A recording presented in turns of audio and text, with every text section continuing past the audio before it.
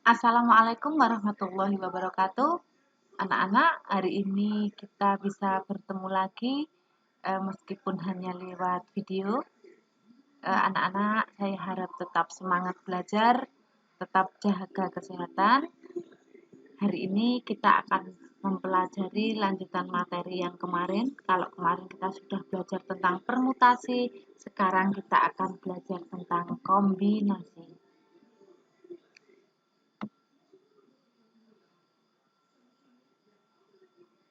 Kombinasi R unsur dari N unsur yang tersedia biasa ditulis CNR atau CNR-nya ada yang di samping seperti ini, ada yang atas bawah seperti ini. Ini lambangnya saja, nanti bisa salah satu yang dipakai.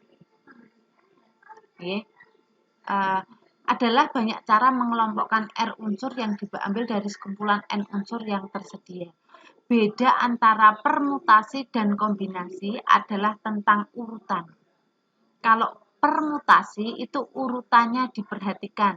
Kalau kombinasi urutannya tidak diperhatikan. Kita lanjutkan. Sekarang bagaimana rumus dari kombinasi? Itu adalah seperti ini. N faktorial per R faktorial kalikan N min R faktorial. Agak berbeda sedikit dengan permutasi yang kemarin kita pelajari. Nah, sekarang Ibu kasih contoh. Contohnya kita bertahap dari yang mudah dulu. Ini ya, terdapat 5 orang yang berkompeten untuk dipilih sebagai pengurus sebuah organisasi. Apabila akan dipilih 3 orang, banyak pilihan pengurus yang dapat dibentuk adalah, kalian perhatikan soalnya, kalau soal permutasi itu biasanya di soal itu ada rincian. Jadi nanti misalnya dia dipilih 3 orang itu sebagai apa, itu dia nanti masuknya permutasi. Tapi kalau kombinasi tidak, jadi dia berlaku secara umum. Misalkan dari 15 orang akan dipilih sebuah tim bola voli. Berapa susunan tim yang bisa dibentuk, maka dia masuknya ke kombinasi. Tapi ketika dari 10 orang akan dipilih 6 orang untuk mewakili sebagai tim bola voli misalkan. Yang sebagai misalnya sebagai apa, ada rincian dia jadi apa, maka itu masuknya permutasi. Bedanya seperti itu antara permutasi dan kombinasi. Nah, sekarang kita ke kombinasi. Di sini terdapat 5 orang yang berkompeten. Berarti yang tersedia ada berapa? Kita bahas nggih. Nah, dari soal itu, maka kita bisa mengetahui yang terdapat 5 orang yang berkompeten. Artinya yang tersedia ada 5. Ini yang tersedia. Kemudian akan dipilih 3 orang. Artinya R-nya 3. Kalau sudah ketemu N dan R, jadi R3 dan N5, maka kita bisa masukkannya ke rumus. C53. Kalau ada yang menulis seperti ini, artinya sama. C53. Berdasarkan rumusnya, tadi saya tulis di sini ya. N faktorial dibagi R faktorial kalikan N min R faktorial. Maka N-nya ini kita masukkan angka 5. Nah, ini. R-nya kita masukkan angka 3. Sehingga menjadi 5 faktorial per 3 faktorial, 5 min 3 faktorial. 5 faktorial, 3 faktorial, 2 faktorial. Cara mengerjakannya seperti kemarin ketika kita belajar faktorial, 5 kita uraikan. Kita lebih menguntungkan ketika menguraikannya nanti berhenti di angka 3. Jadi 5 kalikan 4 kalikan 3 faktorial. Berhenti sampai sini. Nah, 3 faktorial otomatis tidak kita uraikan. 3 faktorial. Nah, yang 2 yang kita uraikan. 2 kali 1. Kalau sudah kita hitung, yang bisa kita coret, kita coret. 3 dengan 3 faktorial. 2 kita coret dengan angka 4, tinggal 2. Sehingga 5 kali 2. Hasilnya 10. Itu soal yang pertama. Sekarang kita ke soal yang kedua. Kita lanjutkan. Nah, contoh soal yang kedua. Seorang siswa diharuskan mengerjakan 6 dari 8 soal. Ketika kita sampai di soal ini, 6 dari 8 soal. Mungkin dari sini kita bisa dapat N-nya 8, R-nya 6. Itu kalau soalnya berhenti sampai sini. Tapi ternyata ada lanjutannya. Tetapi nomor 1 sampai 4 wajib dikerjakan. Jadi N8 dan R6 ini sudah tidak berlaku lagi. Maka kita harus menyesuaikan dengan syarat di bawahnya. Banyak pilihan yang dapat diambil oleh siswa adalah, coba anak-anak kalian pikirkan sebentar. Nah, tadi soalnya 6 dari 8. Tapi nomor 1 sampai 4 wajib dikerjakan. Artinya, tinggal berapa yang bisa dipilih? Nah, coba kalian perhatikan bahasanya seperti itu. Nah, Ibu lebih jelas, lebih rinci ya. Ibu jelaskan. Mengerjakan 6, tapi 1 sampai 4 wajib dikerjakan. Artinya, sudah ada 4 yang wajib dikerjakan. Dari 6 sudah dikerjakan 4. Berarti kita tinggal punya berapa pilihan? 2 pilihan. Dari berapa soal? Nah, yang otomatis yang kita pilih kalau 1 sampai 4 sudah harus dikerjakan, maka yang boleh kita pilih itu soal dari angka 5 sampai angka 8. 5, 6, 7, 8. Ada 4 pilihan. Sehingga dari situ kita bisa mendata kalau N-nya 4 dan R-nya 2. Sehingga bisa kita hitung 4 faktorial bagi 2 faktorial kali 4 min 2 faktorial. Nah, cara menghitungnya kita uraikan. Saya uraikan di bawahnya sini. 4 kali 3 kali 2 faktorial. Nah, di sini 2 faktorial berhenti, yang sebelahnya diuraikan. 2 kali 1. Kita tinggal mencoret 2 dengan 2 ini. 2 ini kita coret dengan 4, tinggal 2. Sehingga menjadi 2 kali 3.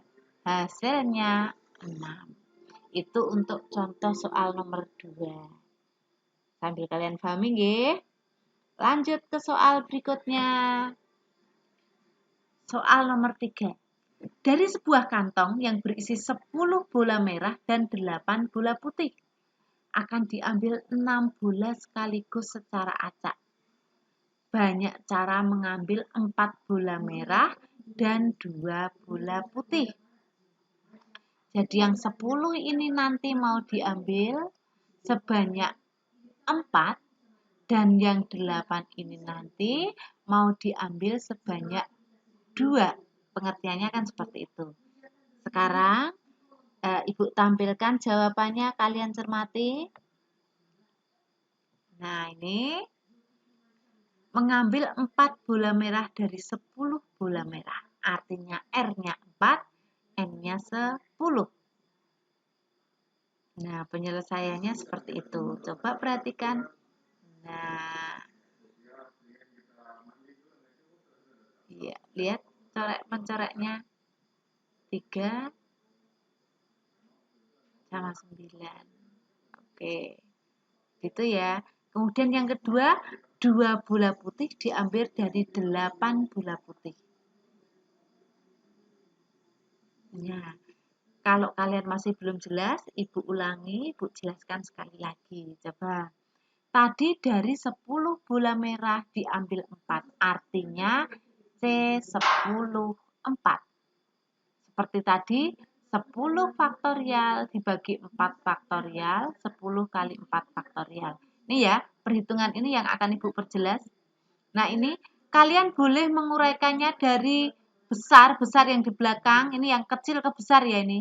Kalian juga boleh menguraikan dari besar ke kecil. Misalkan kalau Ibu menguraikan dari besar ke kecil seperti ini.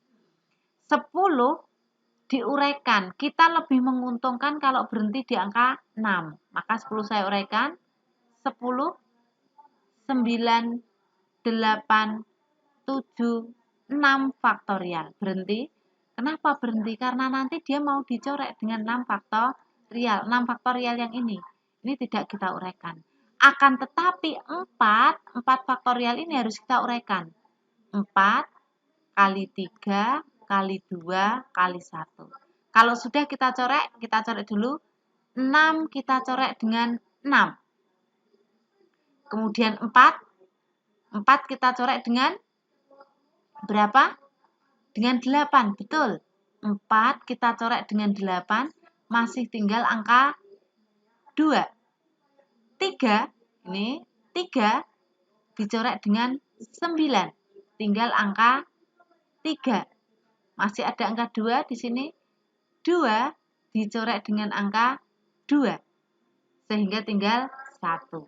Sehingga kalau dari sini, kalau ditulis yang masih belum tercoret adalah 10 kalikan 3 kalikan 7. Hasilnya adalah berapa? 7 kali 3, 21 kali 10, 210. Sama ya? Nah, sama. Cuma yang di sini diuraikan dari kecil ke besar, kalau yang Ibu jelaskan dari besar ke kecil. Dengan cara yang berbeda menghasilkan hal yang sama. Kemudian yang kedua tadi, mengambil 2 bola putih dari 8 bola putih. Maka R-nya 2, N-nya 8. C82. 8 faktorial, 2 faktor, 8 kurangi 2 faktorial. Coba ini Ibu uraikan juga, cara menghitungnya tak taruh sini. 8 kita uraikan berhenti di angka 6. 8 kali 7 kali 6 faktorial, berhenti. Nah, 6 faktorial juga berhenti di sini. Lah, yang angka 2 itu kita uraikan. 2 kalikan 1. 6 dicoret dengan 6. 2 dicoret dengan 8 tinggal 4.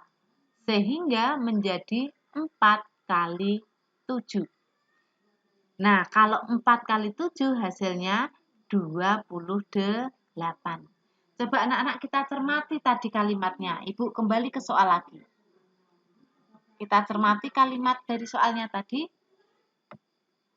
Nah, di sini banyak cara mengambil 4 bola merah dan 2 bola putih.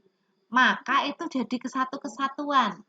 Sehingga menjadi dan, maka kata hubungnya tadi dia kita kalikan.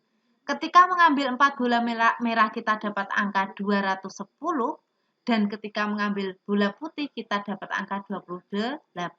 Sehingga jawabannya kita tinggal mengalihkan. 210 dikalikan 28.